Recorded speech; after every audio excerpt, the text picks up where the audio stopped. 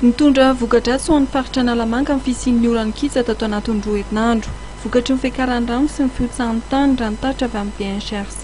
Olona 3 no namono ainy, mahatratra 2,707,700 ny trabona ary tsy maintsy nafindra ny trano fonenany nanomboka ny 14 febroary hatramin'ny omaly 13 febroary. Foto-drafitrasa maro ny simba amin'izany ny lalana, trano fonenana araka ny fanazavana nentin'ny lehiben'ny faritra Analamanga. Gasika ny toetrandro aloha dia raha antsika mahalala fa tena somary mafimafy ny rotsakorana tamin'ity fahavaratra indray mitoraka ity ary naharitra dia naharitra ny orana dia tao anatin'izay zany dia betsaka ny fahasimbana izay niatra teto amin'ny faritra Analamanga. Reny fahasimbana reny dia misy azo lazaina hoe mizara roa. Ny ray voalohany dia le hoe tena hoe vokatra ilay oram-kitsa sy le hoe voajanahary mihitsy zany fa misy kosa nefa ny faharoa dia le hoe vokatry ny ihany koa ny tsy fitandremany tsika azo lazaina hoe tsy fitandremantsika olombelona na tsy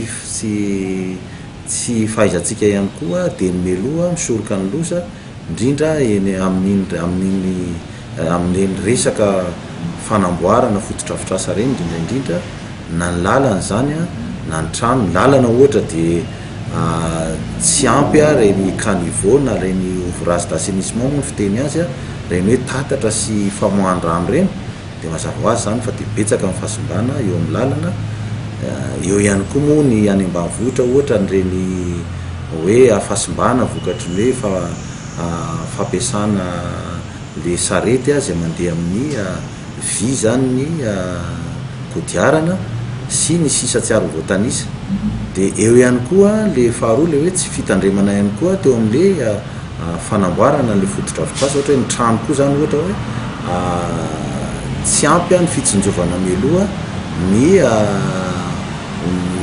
fiarovana n'ilay tany na ny fiarovana n'ilay trano.